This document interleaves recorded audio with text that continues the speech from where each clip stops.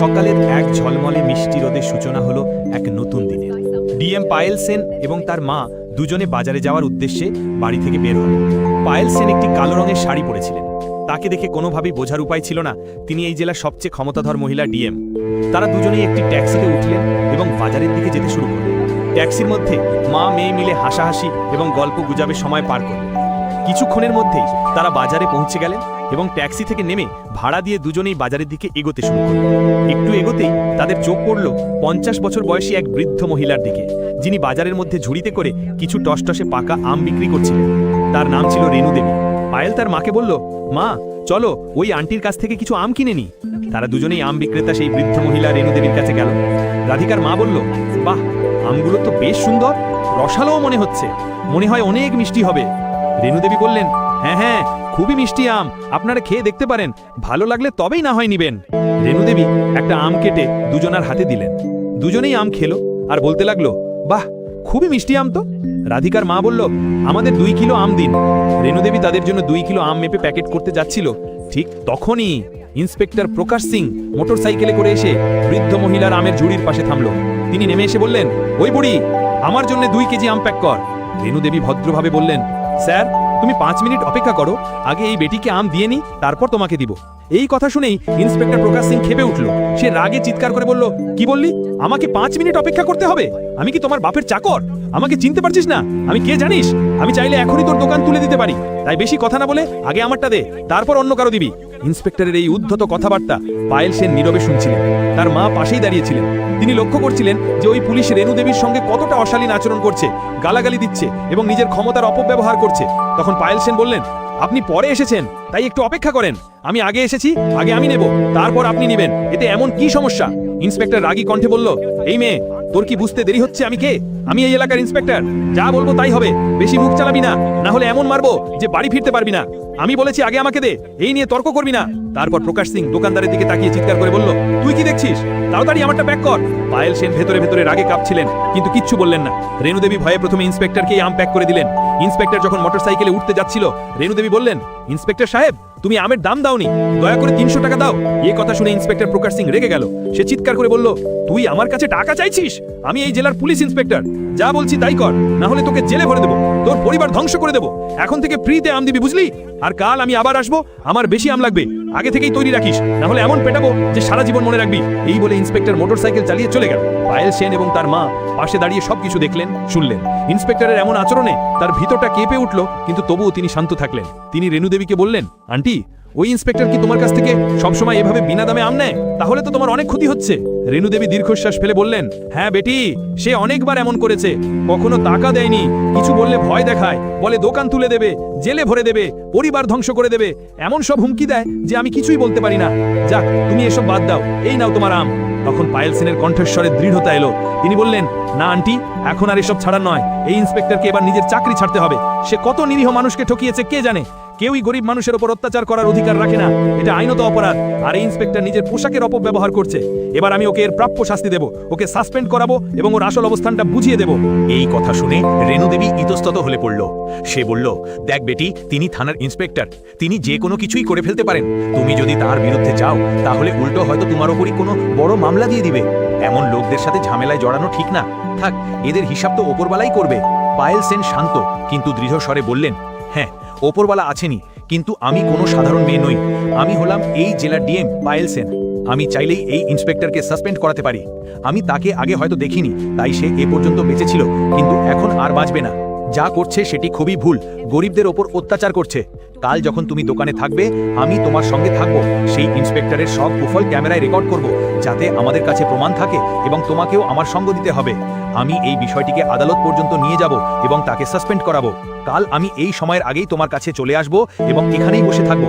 তারপর দেখো সেই ইন্সপেক্টর কি করে টাকা না দিয়ে আম নিয়ে যায়। এখন আমার আম দাও, আর এই নাও 650 টাকা, আমার ও ওই ইন্সপেক্টরের দুজনেরই আমের জন্য। রেনু দেবী বিস্মিত হয়ে বলল, তুমি কেন তার টাকা দিচ্ছ? তুমি শুধু তোমার টাকা দাও। পায়েল সেন হাসে উত্তর দিলেন, দেখো আন্টি, আমি তোমাকে তার টাকা দিচ্ছি যাতে তোমার কোনো ক্ষতি না হয়, রাখো, কাজে লাগবে। এ কথা বলে পায়েল সেন তার মাকে নিয়ে বাড়ি চলে গেলেন। পরের দিন ভোরে পায়েল সেন একা বুড়ির আমের ঝুড়ির দোকানে এসে পৌঁছে নীরবে বসে পড়লেন। দুজনে প্রকাশ সিং এর আগমনের অপেক্ষা করতে লাগলো। পায়েল সেন তার জামার কলারে একটি ছোট ক্যামেরা লাগিয়েছিলেন, যাতে প্রকাশ সিং এর প্রতিটি কুকর্ম রেকর্ড হয়ে যায় এবং তাদের কাছে শক্ত প্রমাণ থাকে। প্রায় 1.5 ঘন্টা পর ইন্সপেক্টর প্রকাশ সিং তার মোটরসাইকেলে এসে পৌঁছলেন। নামতেই তিনি রেণু দেবীকে বললেন, আম প্যাক করা রাখা আছে কি? বলা ছিল তুমি প্রস্তুত রাখবে। কোথায় আমার আম? তাড়াতাড়ি দাও, আমার অতিথিরা এসে গেছে। এই কথায় তার নজর পায়েল সেনের ওপর পড়ল। তিনি হালকা ব্যঙ্গ করে হেসে বললেন, ও হে, এই মেয়ে আবার এখানে কি করছে? কি দোকানদারের সঙ্গে তোর কি সম্পর্ক? আজ আবার এখানে বসে আছো? পায়েল সেন শান্ত কণ্ঠে বললেন, দোকানদার আমার আন্টি, আর ফাঁকা কথা বলবে না, তোমার কাজ করো। এই মধ্যে রেণু দেবী আম প্যাক করে প্রকাশ সিংকে দিলেন। প্রকাশ সিং আম নিয়ে মোটরসাইকেলের দিকে হাঁটতেই রেণু দেবী বলল, স্যার, আমের টাকা। এই কথা শুনে প্রকাশ সিং এর রক্ত চড়ে উঠল। মুখ লাল হয়ে কেঁপে কেঁপে চিল্লিয়ে উঠলেন, আর কতবার বোঝাবো? কিভাবে তুই আমার কাছ থেকে টাকা চাস? আমি তো বলেছি আমি টাকা দেবো না। আমি এই এলাকার ইন্সপেক্টর, তুই কি ভয় পাস না? চাইলে তোর দোকান আমি তুলে দেবো আর তোকেও জেলে ঢুকিয়ে দেবো, তাই মুখ বন্ধ রাখ। বিনা প্ররোচনায় আমার মন ভাঙাবি না। রেণু দেবী ভয়ে কণ্ঠ ভাঙিয়ে বলল, ইন্সপেক্টর সাহেব, তুমি ভোরবেলা টাকা না দিয়ে আম নিয়ে গেলে দিনের বেলা আমার ভালো কাস্টমাররা আসে না, আমার ক্ষতি হয়। অনুগ্রহ করে অন্তত অর্ধেক করে টাকা দাও, না দিলে কিভাবে আমার পরিবার চলে? আমরা কত পরিশ্রম করি, আমরাও আমাদের পরিবার চালাই, তুমি আমাদের পেটে আঘাত করছো। এ কথায় প্রকাশ সিং আরো তপ্ত হয়ে উঠলেন। তিনি হঠাৎ রেণু দেবীর গালে থাপ্পড় দিয়ে বললেন, তোর কি বুদ্ধি নেই? কতবার বলবো আমার সাথে বিতর্ক করিস না, আমার সময় নষ্ট করছিস। আমার ঘরে অতিথি এসেছে আর তুই এখানে আমার মেজাজ খারাপ করছিস। আমি তোকে কখনো টাকা দেবো না। পরের বার যদি এমন কিছু বলিস, আমি তোকে এমন মারবো যে তোর হাত পাও পর্যন্ত থাকবে না। এই দৃশ্য দেখে পায়েল সেন নিজের ওপর নিয়ন্ত্রণ হারালেন না। তিনি রেঙে চেঁচিয়ে উঠলেন, ইন্সপেক্টর স্যার, তোমাকে টাকা দিতেই হবে। তুমি এখানে আম নিয়ে যাচ্ছ, আম ফ্রিতে পাওয়া যায় না, এটা কিনে আনা হয়। এতে দোকানদারের অনেক ক্ষতি হয়। এটা তার দৈনন্দিন জীবিকার কাজ। তুমি ইউনিফর্মের জোরে ভয় দেখিয়ে বিনা পয়সায় জিনিস নিয়ে চলে যাও এবং কখনো দাম দাও না, এটা আইনের লঙ্ঘন। ইউনিফর্ম পরে নিজেকে আইনের রক্ষক ভাবলেই আইনের উপরে চলে যাওয়ার অধিকার কেউ পায় না। সাধারণ মানুষের সঙ্গে এমন আচরণ একদমই উচিত নয়। ইন্সপেক্টর প্রকাশ সিং এর রাগ আরও বেড়ে গেল। হঠাৎই সে পায়েল সেনের মুখে এক থাপ্পড় বসিয়ে দিল এবং চিৎকার করে বলল, তুই নিজেকে কি মনে করিস? আমার সঙ্গে কথা চালাচ্ছিস? আমাকে চিনিস না? তোর মাথা খারাপ নাকি? আমার সঙ্গে ঝামেলা করবি না, নাহলে এমন মারবো যে বাড়ি হেঁটে ফিরতে পারবি না। আর এটা তোর দোকান না, তাই এখানে দিদিগিরি দেখাবি না। আমাদের মধ্যে কথা হচ্ছে, মাঝখানে মুখ খুলবি না, নাহলে আরেকটু থাপ্পড় খাবি, বুঝলি? চুপচাপ দাঁড়িয়ে থাক। পায়েল সেন মনে মনে ভাবলেন, এখন এই ইন্সপেক্টর আর বাঁচার যোগ্য নয়। ক্যামেরায় সব রেকর্ড হচ্ছে, তার প্রতিটি কাজ, প্রতিটি কথা প্রমাণ হিসেবে থাকবে। এখন ওর এই অন্যায় সবার সামনে প্রকাশ পাবে। সে এমনভাবে উন্মোচিত হবে যে লজ্জায় মুখ দেখাতে পারবে না, আর সাসপেন্ড হওয়াটাও নিশ্চিত। তিনি দৃঢ় কণ্ঠে বললেন, দেখো ইন্সপেক্টর সাহেব, নিজের সীমার মধ্যে থাকো। এটা সাধারণ মানুষের দোকান, তুমি এখানে বিনা দামে কিছু নিতে পারো না, তোমাকে দাম দিতে হবে। কোথাও আইন বলেনি যে অফিসাররা দোকান থেকে বিনা দামে জিনিস নিতে পারে। তুমি গরিব মানুষের পেটে লাথি মারছো, এটা অন্যায় এবং কোনোভাবেই গ্রহণযোগ্য নয়। রেণু দেবী চুপচাপ দাঁড়িয়েছিল, কিছুই বলতে পারল না। প্রকাশ সিং তার দিকে তাকিয়ে ভয় দেখিয়ে বলল, এটা কে জানিস তুই? আর আমার সঙ্গে কথা চালাচ্ছিস? ভয় লাগছে না? এখান থেকে বেরিয়ে যা, নাহলে তোর সঙ্গে সঙ্গে একে নিয়েও জেলে ঢুকিয়ে দেবো। এই কথা বলেই প্রকাশ সিং আম হাতে মোটরসাইকেলে উঠে চলে গেল। ইন্সপেক্টরে চলে যাওয়ার পর পায়েল সেন বললেন, এখন ওই সিসিটিভি ক্যামেরাটা খুলে ফেলো। রেণু দেবী ক্যামেরা খুলে নিল। পায়েল সেন বললেন, কাল আমি এই মামলাটা আদালত পর্যন্ত নিয়ে যাব।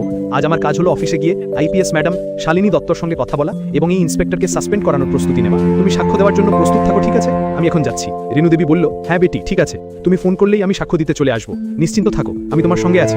পায়েল সেন সরাসরি বাড়ি ফিরে গেলেন। পরের দিন তিনি অফিসে পৌঁছে তার করা ভিডিও রেকর্ডিংটি দেখলেন। তার মনে রাগ আরও বাড়েন। সঙ্গে সঙ্গে তিনি এএসপি অফিসে ফোন করলেন এবং এএসপি শালিনী দত্তকে ডিএম অফিসে আসতে বললেন। কয়েক মিনিটের মধ্যেই শালিনী দত্ত এসে পৌঁছালেন। পায়েল সেন দোকানে ঘটে যাওয়া সমস্ত ঘটনাটি তাকে বিস্তারিত জানালেন। সব শুনে শালিনী দত্ত ক্ষুব্ধ হয়ে উঠলেন। পায়েল সেন তাকে ভিডিও দেখালেন। দোকানে যা যা ঘটেছিল সবকিছুই ক্যামেরায় রেকর্ড করা ছিল। দেখে শালিনী দত্ত বললেন, এটা তো খুবই ভুল করেছে ইন্সপেক্টর। এক গরিব দোকানদারের সঙ্গে এমন আচরণ আর একজন মহিলা অফিসারের উপর হাত তোলা, এটা তো গুরুতর অপরাধ। কোনো মেয়ের উপর হাত তোলা আইন বিরুদ্ধ কাজ। ভাবতেই পারিনি আমাদের থানায় এমন অফিসার থাকতে পারে। থাকলে তো আমি অনেক আগে ওকে সাসপেন্ড করতাম। তিনি আরও বললেন, তুমি খুব ভালো করেছো যে সব প্রমাণ সংগ্রহ করেছো। এখন আমি ওকে সাসপেন্ড করব। শালিনী দত্ত সঙ্গে সঙ্গে নির্দেশ দিলেন এবং রিপোর্ট তৈরির আদেশ দিলেন। তিনি বললেন, অভিযোগপত্র এবং সাসপেনশন লেটার অবিলম্বে প্রস্তুত করা হোক। পায়েল সেন বললেন, ঠিক আছে, তবে এক্ষুনি ইন্সপেক্টরের বিরুদ্ধে রিপোর্ট ও সাসপেন্ড লেটার প্রস্তুত করে ফেলো। আগামীকাল আমি মামলাটা কোর্টে নিয়ে যাব এবং পুরো শহরের সামনে ওকে সাসপেন্ড করাবো। শালিনী দত্ত আত্মবিশ্বাসের সঙ্গে বললেন, হ্যাঁ ঠিক আছে। এরপর সঙ্গে সঙ্গে ব্যবস্থা নেওয়া হলো এবং ইন্সপেক্টর প্রকাশ সিং এর বিরুদ্ধে অফিসিয়াল রিপোর্ট প্রস্তুত করা হলো। পরের দিন মামলাটি আদালতে পৌঁছে গেল।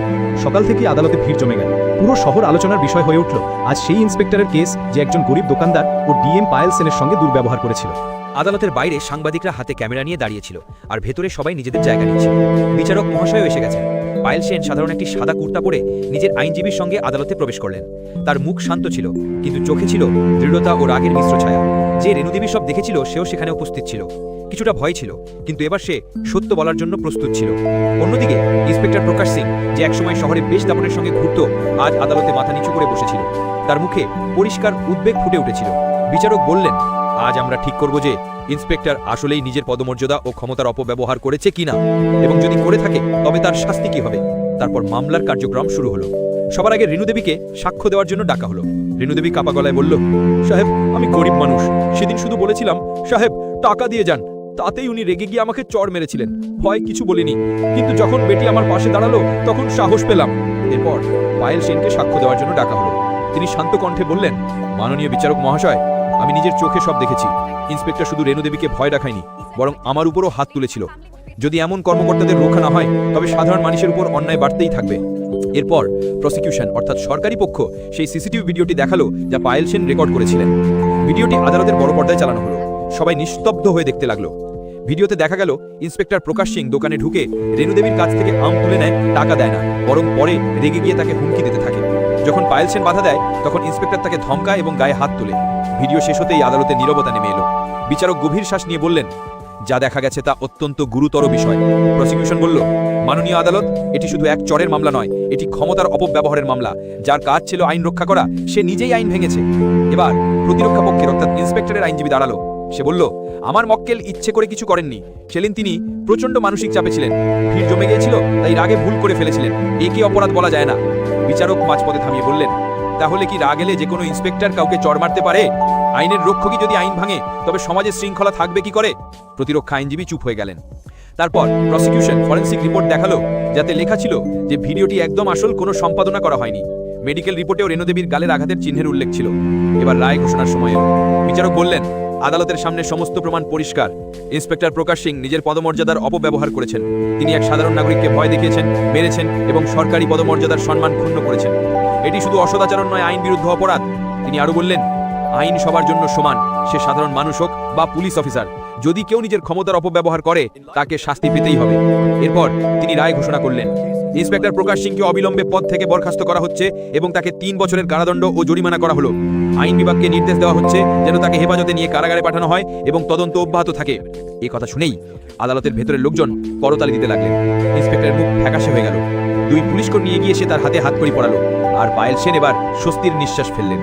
রেণুদেবীর চোখে জল, তবে সেটি ছিল আনন্দের অশ্রু। বাইরে সাংবাদিকরা পায়েল সেনকে প্রশ্ন করলো, ম্যাডাম, এখন আপনি কি বলবেন? পায়েল সেন বললেন, আমি শুধু এইটুকুই বলতে চাই যে এখন কোনো গরিবকে ভয় পেতে হবে না। আইন সবার জন্য সমান। যদি কোনো কর্মকর্তা অন্যায় করে তারও শাস্তি হবে। এএসপি শালিনী দত্ত বাইরে এসে বললেন, আজ আমরা প্রমাণ করেছি পুলিশ শুধু ইউনিফর্ম নয়, দায়িত্ব। শহরে খবরটি আগুনের মতো ছড়িয়ে পড়ল। মানুষ বলল, এখনো সিস্টেমে কিছু মানুষ আছে যারা সত্যের পাশে দাঁড়ায়। সেদিন আদালতের সেই রায় শুধু এক ব্যক্তির জন্য নয়, পুরো শহরের জন্য এক দৃষ্টান্ত হয়ে রইল। পায়েল সেন ও রেণুদেবীর মুখে ছিল প্রশান্তি, কারণ তারা ভয়ের বিরুদ্ধে লড়ে ন্যায় প্রতিষ্ঠা করতে পেরেছিলেন। তো বন্ধুরা, আশা করি আজকের ভিডিওটি আপনাদের ভালো লেগেছে। আপনারা কে কোন জায়গা থেকে ভিডিও দেখছেন কমেন্টে জানানোর অনুরোধ রইল। ভিডিওটি ভালো লাগলে একটি লাইক দিয়ে চ্যানেলটি সাবস্ক্রাইব করতে ভুলবেন না। আজকের মতো এখানেই বিদায়। শেষ পর্যন্ত আমাদের সাথে থাকার জন্য অসংখ্য ধন্যবাদ। Go ahead, try one. They are the best of the season. It smells divine. Look at the color, Payal. It's incredibly juicy, auntie. We'll take a dozen.